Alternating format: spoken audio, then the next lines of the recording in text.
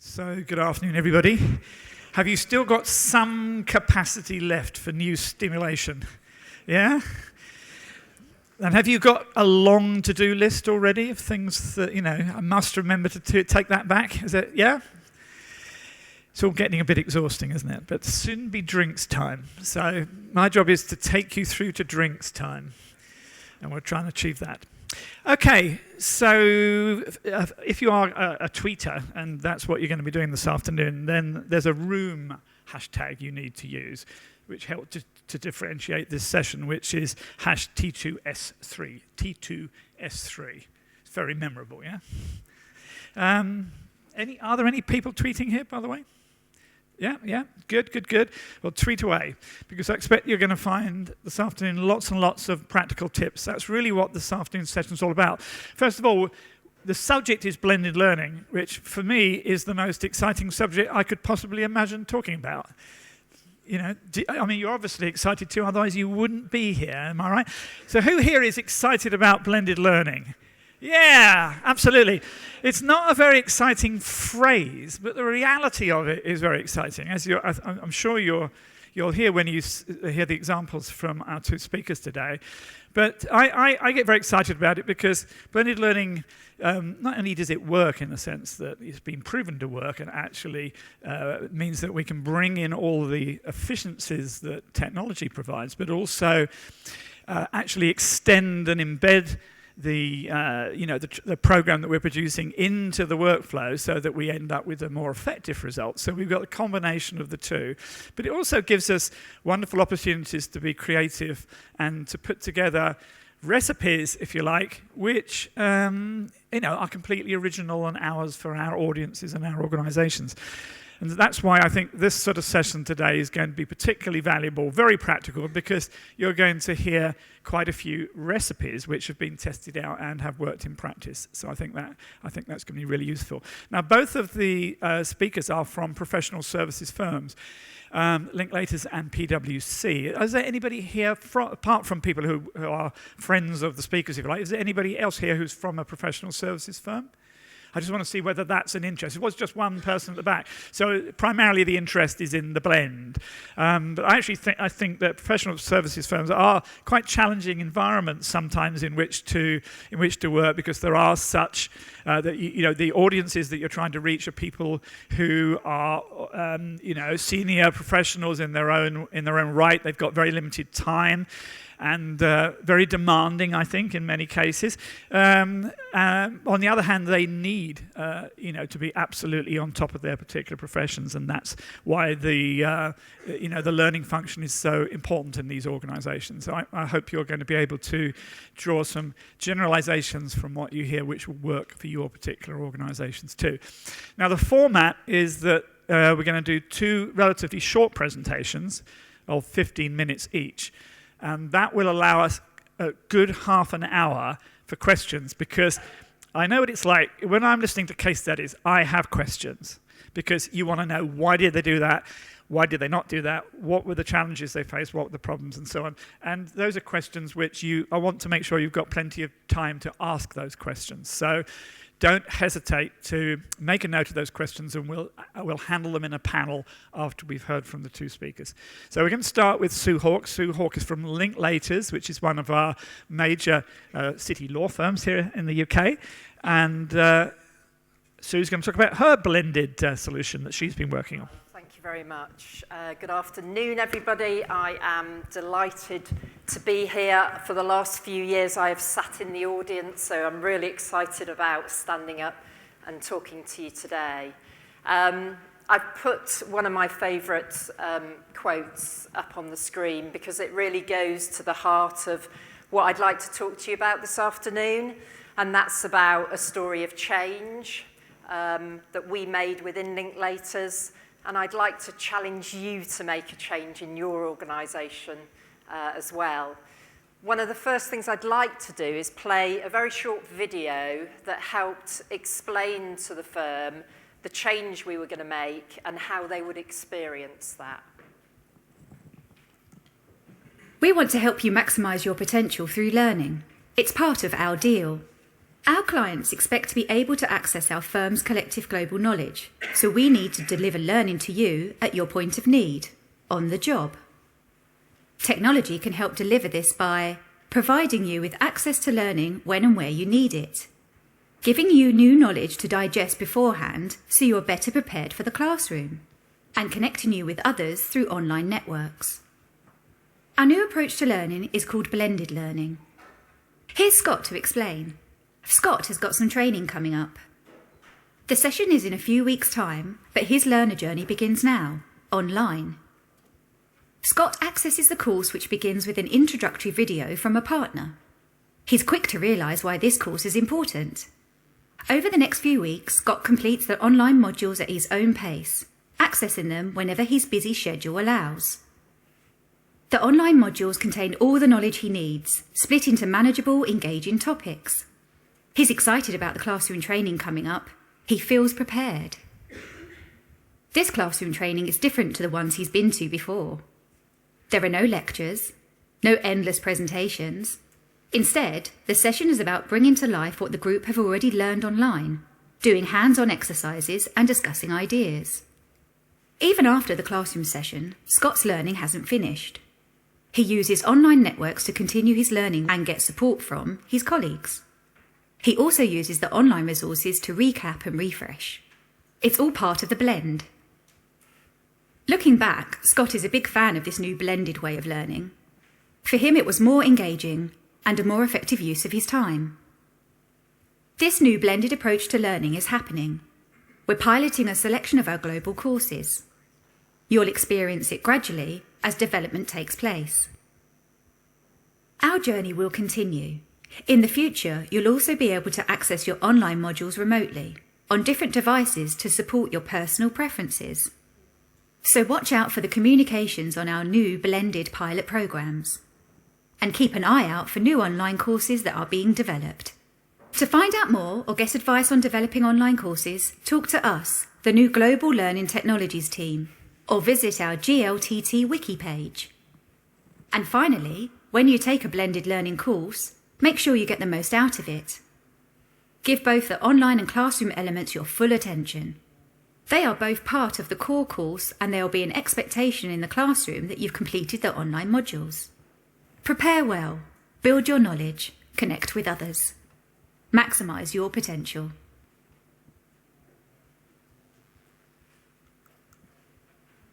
Great. So we actually chose the whiteboard video because it wasn't anything the firm had seen before, so we wanted to use something kind of quite different to get our message across.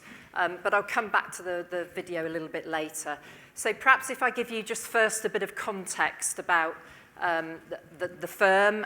So I joined in 2010, and at that time we were delivering the majority of our training through presentation-led classroom delivery. Many of us will know that as kind of chalk and talk, and our use of technology in learning was very limited.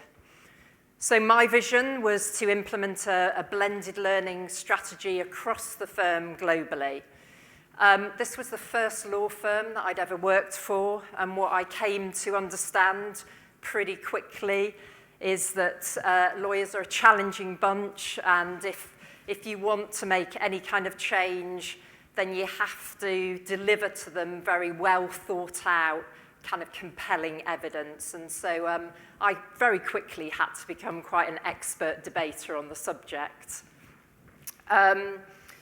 Anyway, there are two key elements really that were part of our success in introducing a blended learning culture. And I'd just like to focus on two of those today because I know we're a little bit short on time. One is going to be how you put together a great business case to support your vision. And the second one is the change and comms plan that we put alongside that business case.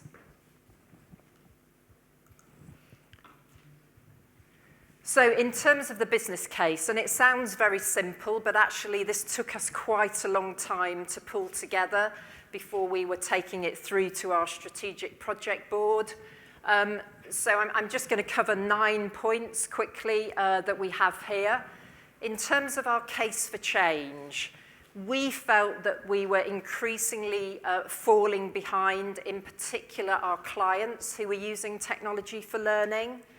We knew that our L&D skills were lacking, and also we conducted a global survey across the firm of all of our staff at all levels, and they told us that they wanted access to more online learning.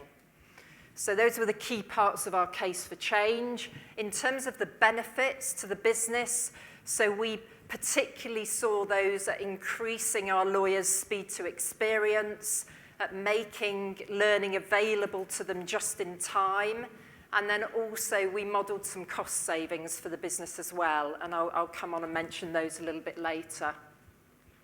The objectives that we wanted to achieve, this was about implementing a learning infrastructure to support blended learning. So that meant that we wanted to bring expert skills into our learning team so that we could build online learning in-house rather than outsourcing it.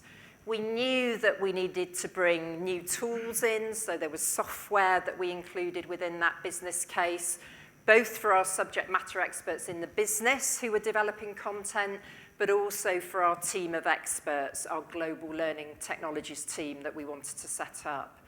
And then also processes, I think, were very important here. We designed both global processes for our more sophisticated blends, but we also designed local processes to support those subject matter experts in the business that were also developing learning content, and more importantly, were eagerly wanted to develop that online content. Pilot courses. So we knew the board would want us to demonstrate return on investment. So we identified 5 global courses that we were going to blend, with the aim of going back to the board and talking about the feedback from the learners and the success of those blends. A timeline that may be fairly obvious, but for us, we were bringing new software into the firm, so it was really important that we collaborated with our IT function. I don't know what your relationship is like with your IT function. I don't know if you know it well. I don't know if you understand what your existing IT infrastructure will deliver and support in terms of learning technologies. But if you don't, I recommend that you find out and you understand that before you embark on a project like this. So that collaboration with the IT function was really essential in mapping out realistic timelines. Governance, so we had a steering group that we set up in particular to sense check some of our key decisions that we were going to be making.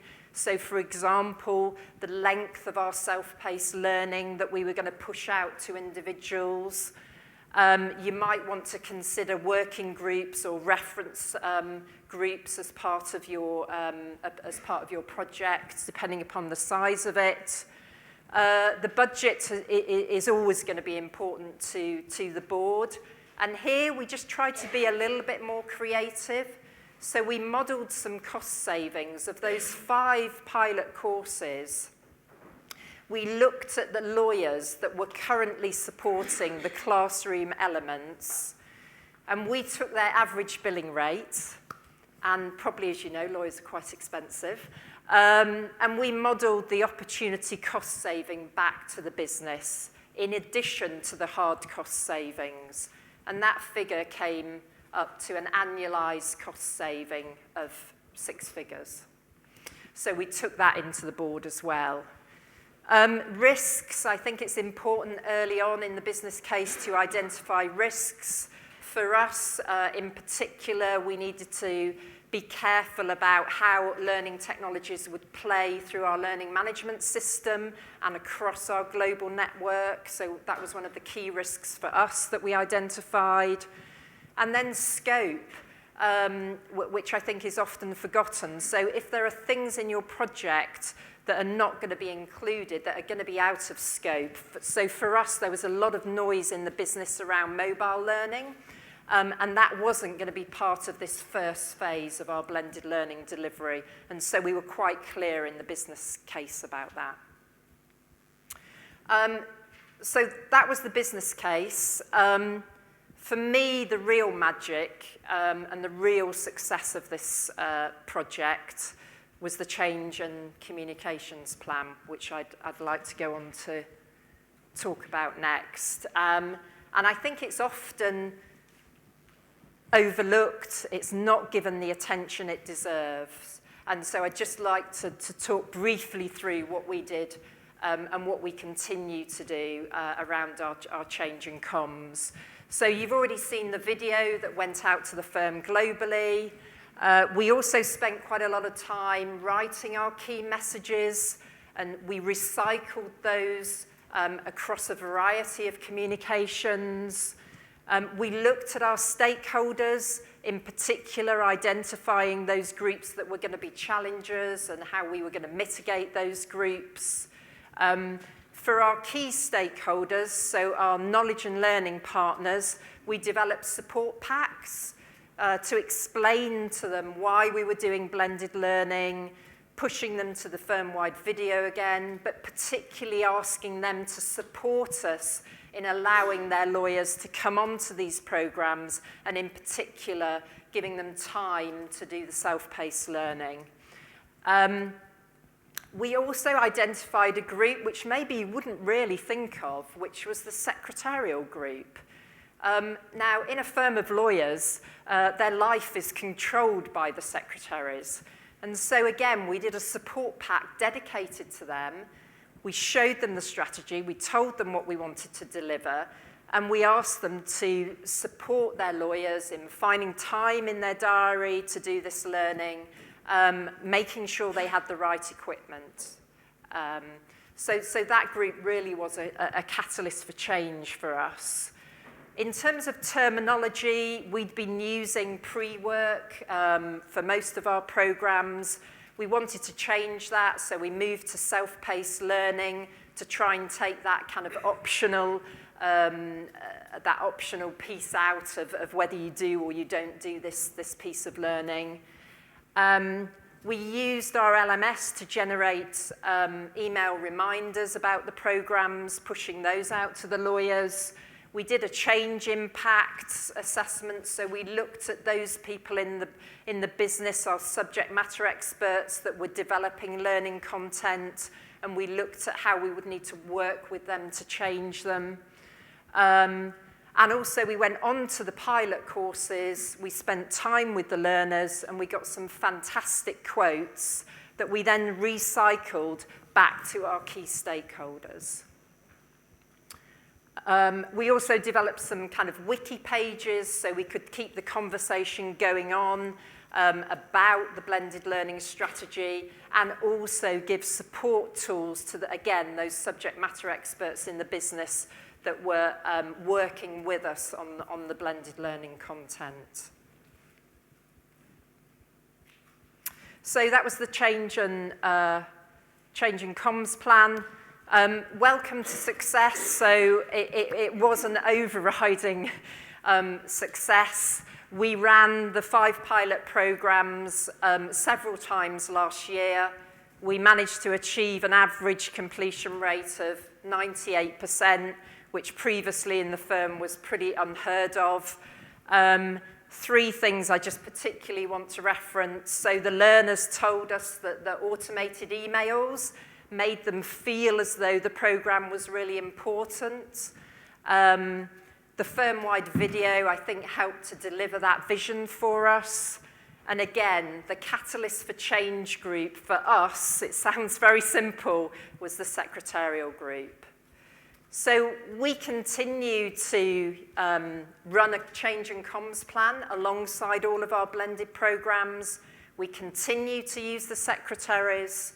And blended learning is now commonplace language in our firm.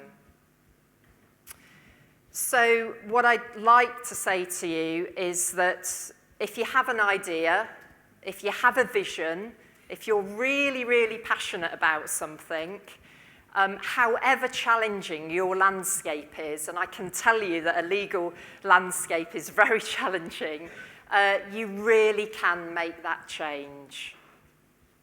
Thank you for listening.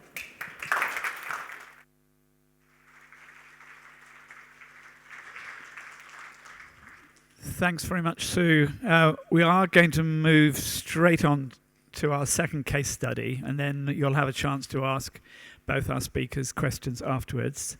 And so moving on to Martina Donnelly from PwC, which, as you know, is one of the big accounting firms in the world. And is your presentation ready to go? I'm ready to go. Excellent. Good. Over to you. I'm starting with a blank screen. Yeah. I'm starting with a blank screen. And what I want to say to you is scientists call the area or the zone that our planet sits within the Goldilocks zone. And it's based on this children's story, which you might have heard of, Goldilocks and the Three Bears. And the child in that tries things out, and she goes, oh, it's too hot, oh, it's too cold, until she gets it just right. And our planet is in that zone, not too hot, not too cold, where the blend is just right, so that our planet could grow and flourish. And that's what we're trying to do with our blended learning, which is to pick those things, not too much of one thing, not too little of another, to get it just right. So we're looking at, how do I get the right level of input? Too much, it's too expensive for the firm, takes too much time out. People get overwhelmed. Too little, and we go straight into practice or putting it into practice, and then the practice doesn't become focused. It's not good practice. So how do we get that blend just right so that our learners can grow and flourish? So we're looking at all these different elements that we can take. And the other thing that we were doing as well was we were faced with project management. Now, when you say project management, it's not the one that's the most dynamic and exciting. People don't leap to it in the way that they will leap towards when we say there's a leadership program with team building activities. So we're faced with this challenge. How do we get that right blend of all these elements that's going to give them an insight into project management, but how are we going to make it fun and engaging? Because project management, I think for a lot of people, is actually a fairly core skill. It doesn't matter even if you've got an official project, PMO, so a project management office, you still need project management skills. So it's a very core skill, but it's not one that people normally jump to. So we're looking at what are the different elements we can use? How can we blend them in just that right way and keep it challenging and exciting? And what's more, in our organisation as well, people need that step up in their project management skills, that ability to do more at different times. So it's hard for us to do a scheduled program and get it just in time for the right person. So the solution that we went to was trying to see how could we actually fit the blend within a simulation that would be available on demand and still have those elements of practice, of input, of feedback, of reflection, so those key things that make something work, but actually do that all within a digital wrapper, which is available for people to just pull down when they need. So we went for an immersive simulation. So this immersive simulation uses a story, so it's a sustained story. And like all good stories, it starts with a kind of crisis in there. So, you know, the princess needs to be rescued, the ring has gone missing, the battle plans need to be delivered, yeah? So we've got this story where the PR disaster has happened and our project management person comes in. And just like with stories, the way that we've got this blended learning to work is it starts off and you solve the immediate crisis and lo and behold, it turns out that there's a much bigger picture there that you're going to need to cope with. So within our simulation already, we've got the first crisis and then an opportunity for the learner to then move further. Our hero, our project manager, doesn't travel this alone. So a key part of us getting this to be a blend is what we were going to do about the feedback. So that feedback, so after they've had some input, they've tried it out because they're in this simulation, how are they going to get good feedback? So we've got various mechanisms within our blend that's going to give us that feedback. So we use right at the beginning an opportunity to pick out a coach. We've actually got 3 coaches, and I'm going to show you a demo, and you can see the coaches that we did, but we went for diversity, and you'll see why. And you get to pick your coach, and that coach is available throughout the simulation. At points, you can click on it to actually just get some feedback, get some input. Or I've done something, I'm going to go and just see what they've got to say about it. We've also got, as part of the blend, a guru character, so guru characters. So the idea here is that lovely bit of the blend where you're learning from others. So we have the guru actually doing some of the activities. You have a chance to observe what they do. You then have a chance in the simulation to do it yourself. You have a chance to compare what you've produced as one of your outputs with what perhaps the guru has produced. And again, what we're trying to get across here is the nuances that even in project management, there's not a right and wrong answer. You know, sometimes there is when you're budgeting, but anyway, there's not a right and a wrong answer, so we're trying to get those nuances. The other reason why we went for a simulation is we were looking not just the practical things about being able to record risks, but actually that sixth sense that you develop as a project manager to know when I'm speaking to somebody and they've said something, getting that little alarm bell ringing. All right, okay, so that's actually a risk. So we're using the characters to feed in and help you develop your behavioural skills as well around project management. So in our blend, this immersive story, plenty of feedback, our hero travelling with these people who are helping them, telling them how to do things, and we've also got a dynamic feedback mechanism. So we've created a very clear framework about these are the things that we've found through experience and practice. We've used our subject matter experts to come up with a framework that says, if you can get these things right, then these things are really going to help you in your project management skills.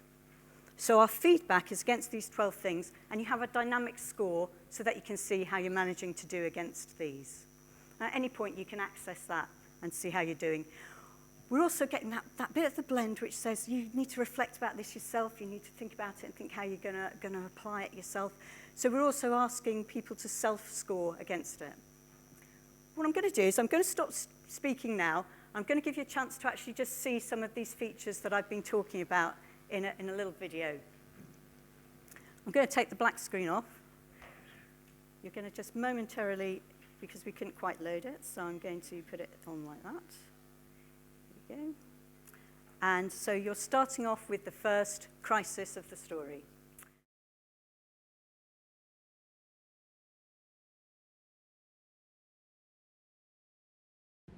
Clayton, I've been trying to get hold of you. Where are you? I'm already at the airport, Thomas. Heading home. Decided to get an earlier flight back. What's wrong?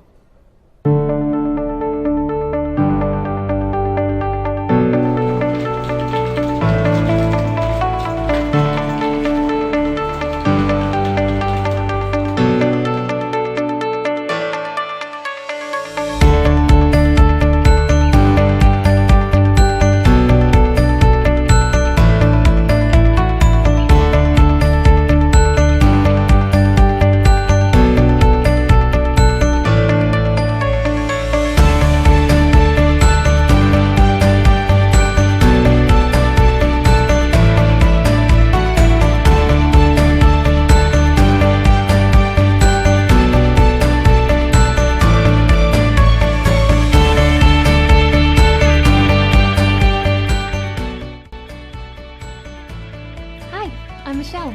Welcome to the team. It's really nice to meet you. Well, enough from me. Is there anything you'd like to ask? I'll answer what I can, but I've got to head off soon.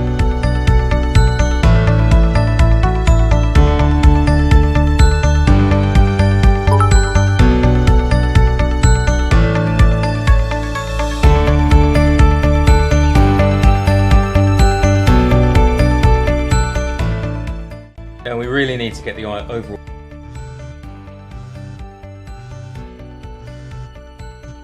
Hey, didn't know whether or not you were in that meeting you were telling me about last night. Well, I always think carefully before taking a call in a...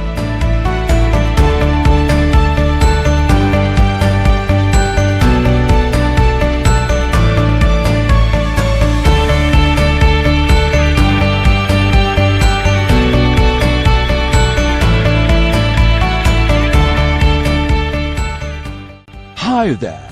I'll be on hand to provide you with practical tips and advice.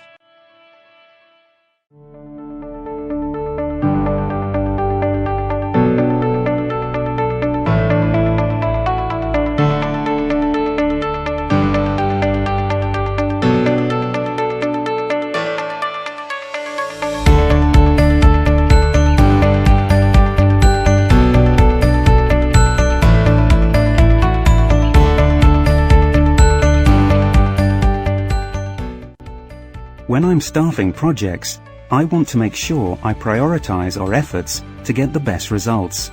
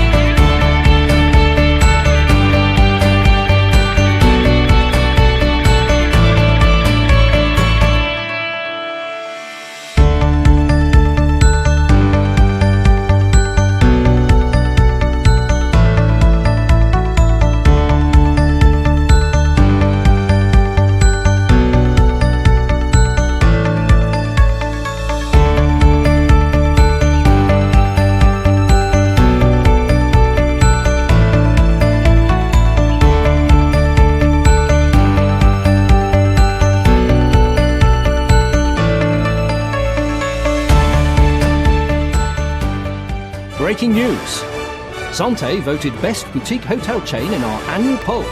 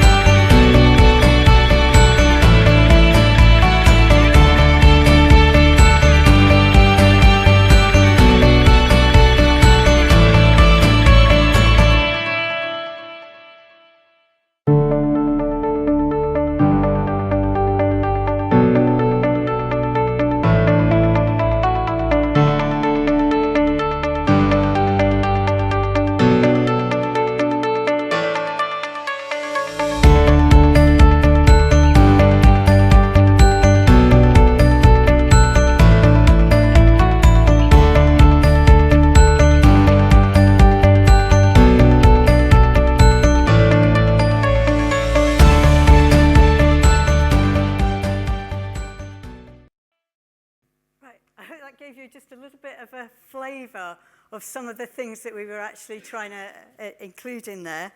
So you'll have seen the coach, the guru, the 12 elements framework. What we're also doing in there is just some of those things that we're bringing there. So just the variety of interactions that we were trying to use to just make it feel really like real life activity. So we've got the use of the iPad, the phone. We've got, like, you saw the little magazine where you could actually do, like, what are those little cosmopolitan little quiz type things. And towards the end, you'll also have seen that we've actually included some games. So one of the characters says, I'm going to be sending you some games to help embed the learning. There's some serious games. We're using them as little reflection points actually within the simulation itself. So the game comes up, and they all have a key learning point they're trying to get across, but in a very fun, quick, captured way. So almost that I've learnt, I've had some input, I've had a chance to experience it, and this is almost like my quick questions built into the game. So I wanted to just give you, some of you might have done a simulation before, and you may be familiar with some of these things that we've done, but here's some of the top things that I think we thought about when thinking about that blend, so when we were trying to get that Goldilocks zone of the right blend. So the first thing we thought about was just being a really, really clear framework around that you're building your feedback around. So I know we say we want to have really clear learning objectives, really clear what our learning points are. We also found just getting that really, really clear framework for the feedback to be built around. We used input from lots of our subject matter specialists. We eavesdropped on their normal conversations that they would be having when they're discussing stuff. So we're in a privileged position where we do have subject matter specialists on project management. We got them in a room, we recorded them speaking about it, we hung around when they were having cups of coffee and just said, just tell us, what are the chief things that you find difficult? And just having recorded it and have got their actual language, we were then able to use that language and just build that in. You'll notice that at various points you had options where you're choosing what is it that I should actually do. Branching gets complicated very, very quickly. So my top tip is be really, really clear on your characters. Know how your character is going to respond. Know the background. Even if you're not going to put all the background in your simulation, think about how they would respond, because then that's going to come across when you're writing the character. When you're mapping out what they're going to do, keep handwritten diagrams, keep flow charts, look at each branch as it goes through so that you've just got that clear chance to see what's happening to build up the story. Look for examples elsewhere. So we went on the internet, looked at the games that some of our graduates were playing just on their machines, especially when we were thinking about which games to use. Look for those games, think, how can we adapt this? Can we take a learning point and actually use this game to help get that learning point across within that short bit? Again, just bring it to that blended bit there. So the other thing that we wanted to do was just recognise the fact that people have different perspectives. They have different preferences. So what we've always tried to do within there is to nuance the answer. So when you've got the option, so if your preference is, actually, I think I've nailed this and I don't need the feedback, we're not going to force you to have the feedback. When you see your score, you'll see whether you've done well or not, according to it. But you're not going to force you to have to listen to the feedback if you don't want to. I personally don't like audio. I turn off the audio and read the transcripts rather than listen to an expert speaking. So the more we could build in preferences, so in fact the more that the learner could actually think about the blend of how it was given to them and give them that flexibility, the better. The other thing that always constantly amazes me is we're obviously a global firm and we're very aware of cultural differences. But actually, when you're doing a simulation and you're hoping that this is going to go out and just give people that real immersive experience, just being very, very sensitive to how something culturally will land differently. Even just simple things like phrases that I've used, like Goldilocks zone, may mean nothing to somebody else if they don't know the story. So I apologise if anybody in the audience is going, Goldilocks. I think I am probably out of my time, but thank you very much.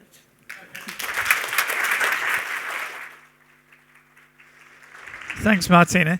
Well, we've seen two very different perspectives on blended learning there, but lots and lots of food for thought. We've looked in the first presentation very much at the implementation issues of building that blended learning culture.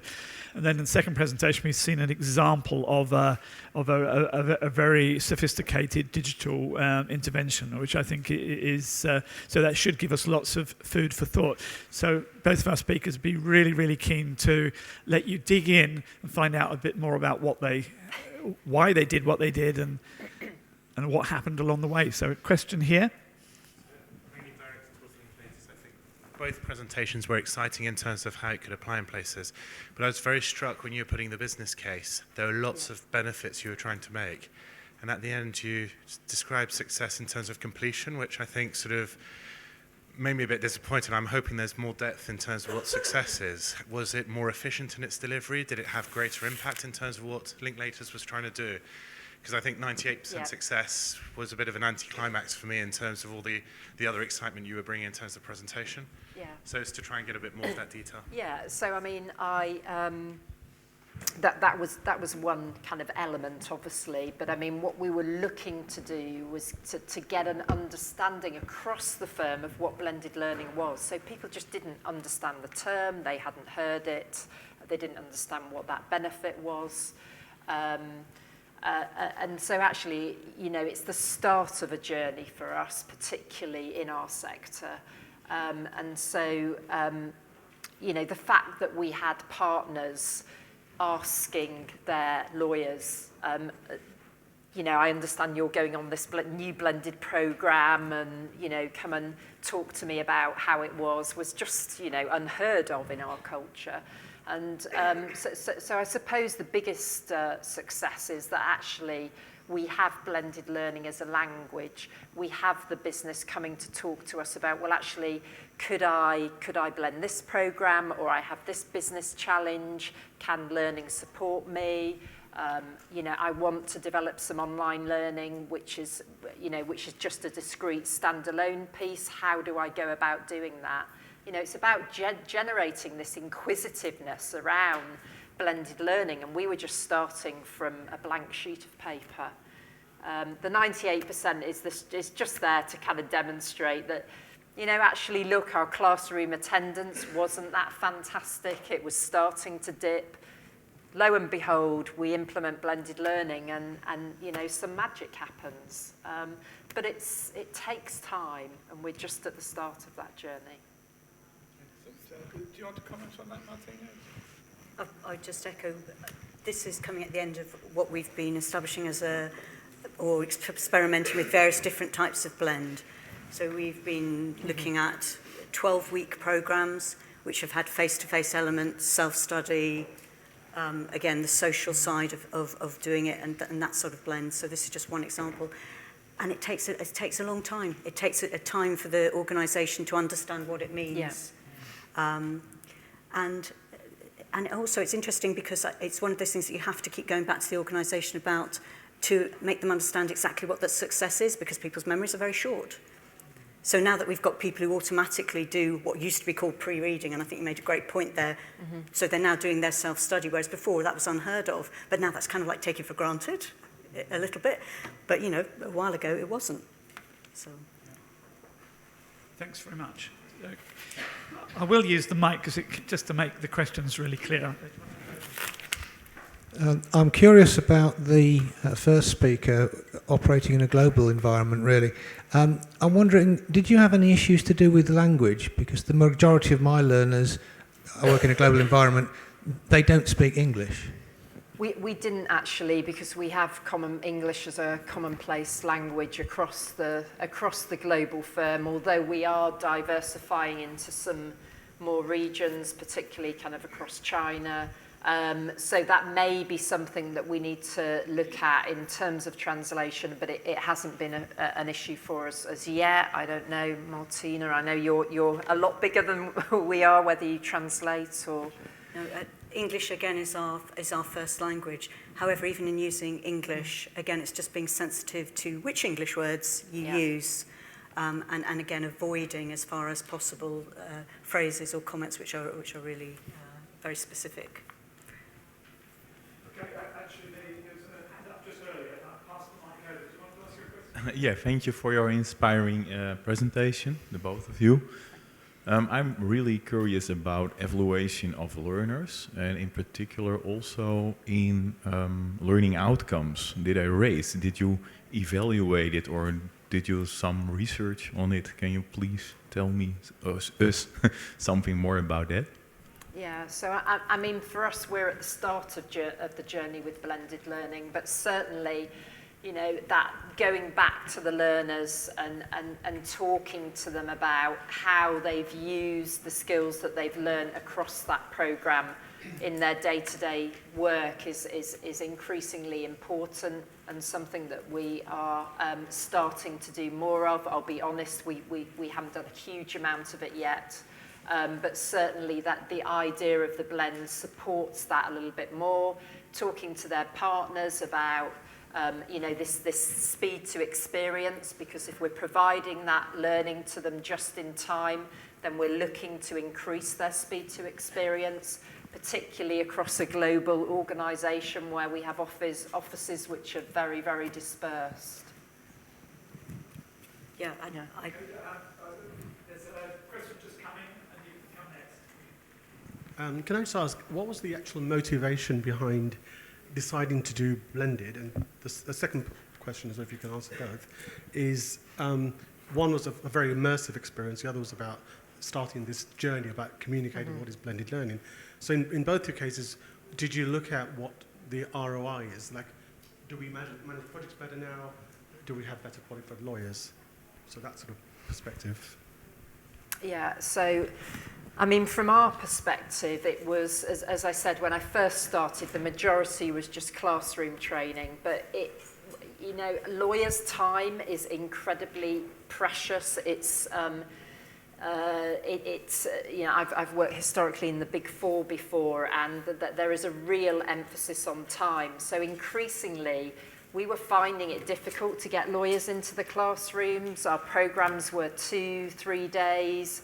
And we just saw that curve diminishing, that engagement diminishing. Also, we're diversifying across the globe in terms of the number of offices and regions that we're operating in. Some of those offices are very small. And that learning just wasn't getting out to our lawyers at that point when they needed it.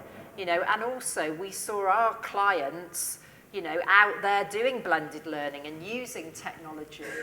And you know, we need to be up with our clients. We need to be ahead of our clients.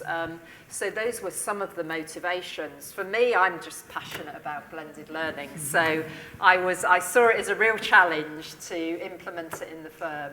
I think I'd also put it on its head and look at it from the learner's point of view, because we very much were trying to say what is best for the learner here. And if you can get that blend right, it's actually more efficient for the learner, and it's a more fun experience. And we all know that learning takes place better when you're actually having fun, when you're being engaged. So if we can get that, again, coming back to that right blend of being able to have the structured input, but then get that feedback, have that learning from others, have that experience of the learning, and use all these different platforms to just really engage you as a learner. I think the other thing that you mentioned on there, just blended learning actually makes it more flexible for your learner as well. So certainly with our simulation, it is responsive so that they could, if they wanted, sit on a train and do it. I probably don't recommend that very much, but they could do. So it's about giving, I think, people options. The blend gives them some options about different ways to do it. And I know certainly on some of our programs, we have a blend where you can choose. So you can say, I'd like to watch the video, or I'd rather just listen to this, or I'd rather just read the PDF. And again, just having that sense of choice, that flexibility really works. It's interesting from my perspective that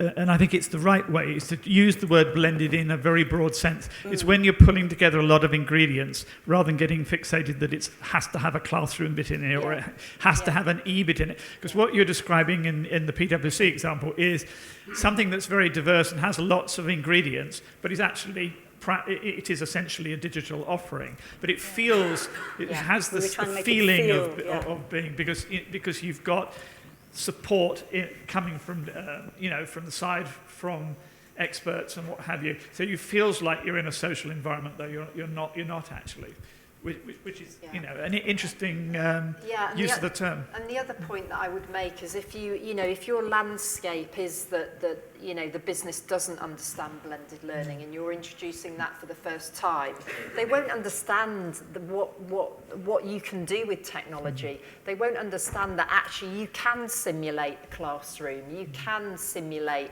a work-based project or a work-based experience. So it's also really important to go out, have it on your iPad, go and show them the partners, and you'll be really surprised at then how you get that engagement from them as well.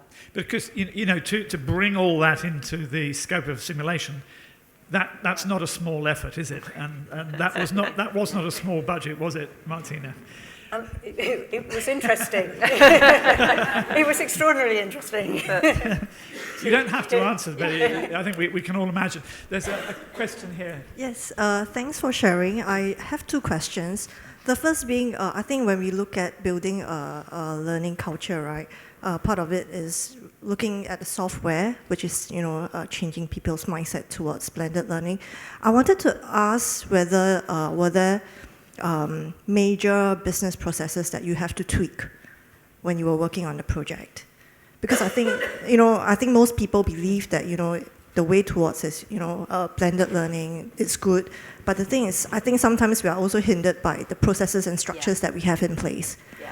So my second question is, were there also considerations in thinking about how we can engage the officers, supervisors? Because I think that the potential to unlock that learning application for skills like project management, for example, is after the training program, what happens next? And how can a supervisor actually support that continuous learning and development for the officers? Okay, so just to recap, a couple of questions there. One is about what impact does blended learning have on the processes? And also, what support do you need in following through after a simulation or after any other sort of blend, really, to make sure that the application happens? So this goes back to the fact that we wanted to implement a full learning infrastructure to support blended learning. You can't just bring a tool in and push out some e-learning. You're not going to get engagement that way. So we did actually spend a lot of time building the processes that would allow us to develop the blend in-house. So I talked about global and local development processes, which would be similar to those that an instructional design house would have. So there were project management elements of how we built the content, particularly the online content, to make sure that we actually delivered something on time. So we did design those, and we used a third party to help us design those. And then in terms of, after the programme, I mean, it's also, and this is where the change in comms plan is really important, you've got to engage your learning teams out in the regions to make sure they understand what blended learning is, that they understand how to talk to the business about it, they understand the individual programs. So, all of the comms, all of the feedback we got from the pilot programs, we pushed right back out to all of the offices and then talked to them about how they would support the learners kind of locally as well. So I think the other thing is just to look at what you've already got. So what already have you got? What processes or what systems do you have in place that you can perhaps tweak or use? Mm-hmm. So for example, if you've already got line managers who do a bit of coaching of your people, can you add an extra question that they ask, which is, if you're going on this program, this blended learning program, what are you hoping to get out from it? Can you involve them? I think we had a lovely example of using the secretaries. So the secretaries already exist there as somebody who manages the diary. How can you involve them? So I think it is about looking about what we've got, how can we tweak or actually use that to just effectively embed and help the learning, and then support that by your comms, by your I mean, you produced packs and guidance. We would do the similar thing. We produce guidance for people who are around the learners and are supporting the learners. So I think it's, you are going to have to change some things maybe, but actually start from where you are and make the best use of what you're already using. Thanks, Martina. I have a question over here, and then I'm going to come to the lady at the front, and then here. Okay, so your question? Yeah, I think the idea of having greater learner engagement and more enjoyable learning is a great goal in theory, and it sounds really good as long as you don't have to worry about the money. But if you're talking about creating multiple learning content on multiple different media so that it allows people to have that choice, how do you actually justify that to the budgeteers, rather than here's one package and it's one fit for everybody? I just wondered whether you'd actually done any evaluation to find out if there was any evidence to suggest that having that multiple approach and that flexibility actually did increase performance by the learner. Okay. I think, again, the way here is to try and be as smart as you can with the money that you've got. So we know that when we produce a video, we're always going to have to produce a transcript for accessibility. So by making sure that we just produce that transcript in a way that actually forms a nice PDF and takes some of the pictures out of the video, we've actually got a nice asset there. If we're producing a video and we've already got the audio there, it's just about adding a few extra bits to actually make it work like that. So it's actually being quite creative sometimes with the way that we actually get these assets so that we're not building excuse me, again and again and again. So that's my first one, which is don't even go there by using extra money. But if I was having to justify it in terms of why have we created different ways of doing it, I think, again, you're going to have to go back to having a really good business case, which is it significantly going to reduce the time or the cost, or is it going to significantly increase the engagement of the people that actually is going to have a payoff? But my main advice is try not to go there. Okay, at least a couple more questions, I think, before we finish. Would you like to take the next one? I have a question for both of you.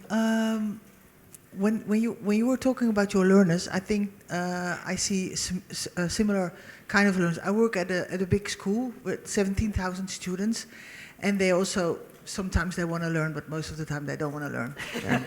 They're just there, and so we're trying everything to get them involved. And but on budget, we don't have a budget. I was allowed last year to buy a particular storyline, and I've go animate, and that's very, very huge that I could buy that, you know, that was very good.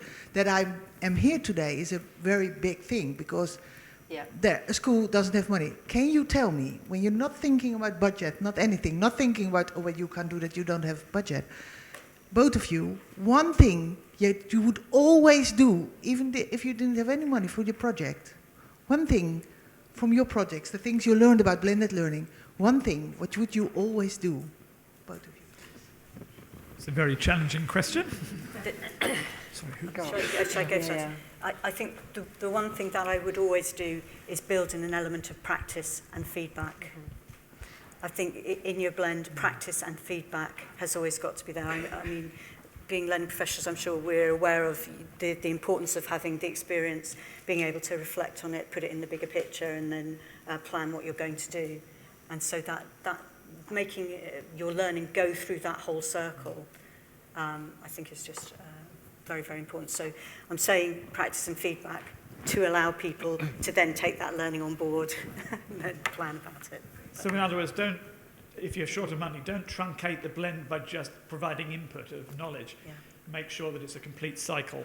Yeah, I think it's a very good point. Do you have an answer to the question? And I think, I mean, what I might just like to say, I know we're not in your situation, but just to give you an idea, I have one e-learning developer and one instructional designer. So we're not a very big team.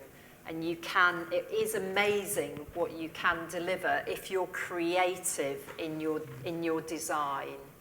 And one tip I would give you is just make sure that when you are designing, say, a piece of e-learning, just sense check it with your students. Even if it's not fully finished, get them to have a look at it, because, you know, if they don't find it interesting and engaging, then nobody else in the school is going to do it. So that would just be a top tip from me. Yeah, great piece of advice. And I think we are seeing a lot more of that now, a lot more going out and properly researching what you're doing with your end users, a sort of user-centered design process. And it is definitely yielding results. And it's interesting that a lot of people say that they end up doing something much simpler than they were planning to do, because actually that's what their users want, the simplest possible route to learning the subject. It isn't always more complicated. Yeah, so I mean, for example, you know, lawyers are fairly kind of straight down the line, and we were looking at introducing a game into one of our programs. And I just thought, you know, I don't think it's going to fly. So we took a few of the lawyers and we showed them the game, and they loved it. So, you know, you don't always know. So go and talk to the end We all user. love a game, don't we? Yeah. Okay, question over here. Yeah, I had a question for the second speaker, mainly about feedback. We also in my company have a couple of blended learning programs, and sometimes it is challenging to provide, if you're going through a digital interface, to provide interactive feedback with sort of soft skill like things, also for example project management, or we have account management, or you know, different kinds of things. How did you tackle those feedback elements within your program? I think with soft skills, again, it's been very clear about your point of view and being very clear what's an absolute non-negotiable and what actually is where the subtlety or the blend comes. So, for example, we would hold as a principle that it's important that you engage stakeholders. Okay? So we would say that's absolutely the behaviour we want. But the way that you engage them may be very, very different.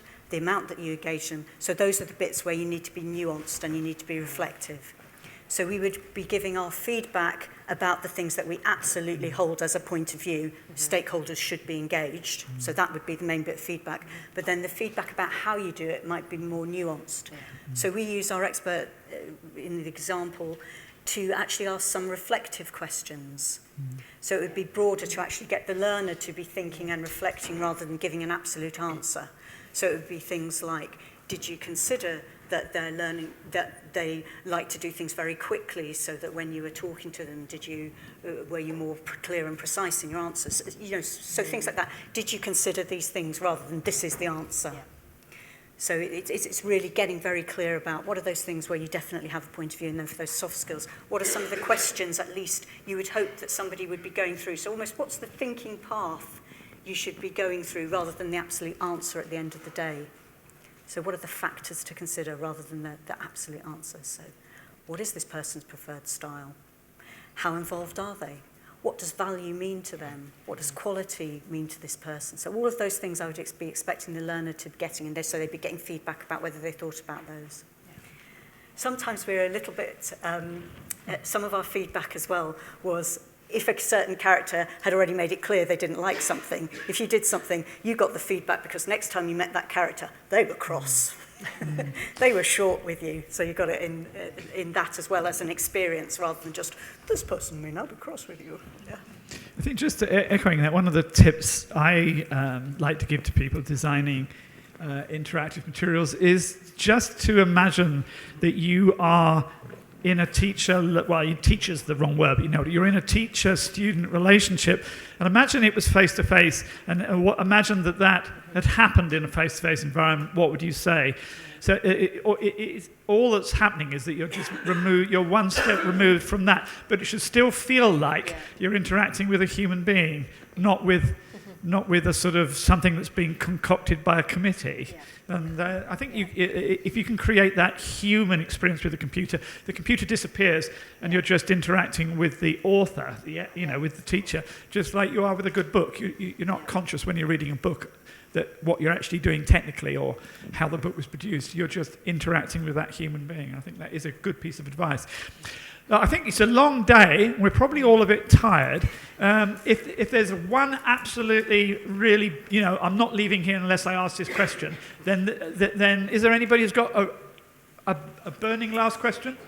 Okay, but you're very welcome to come up and speak to the speakers, I'm sure, before they go. I'd like us to thank them once more because they have given a lot this afternoon.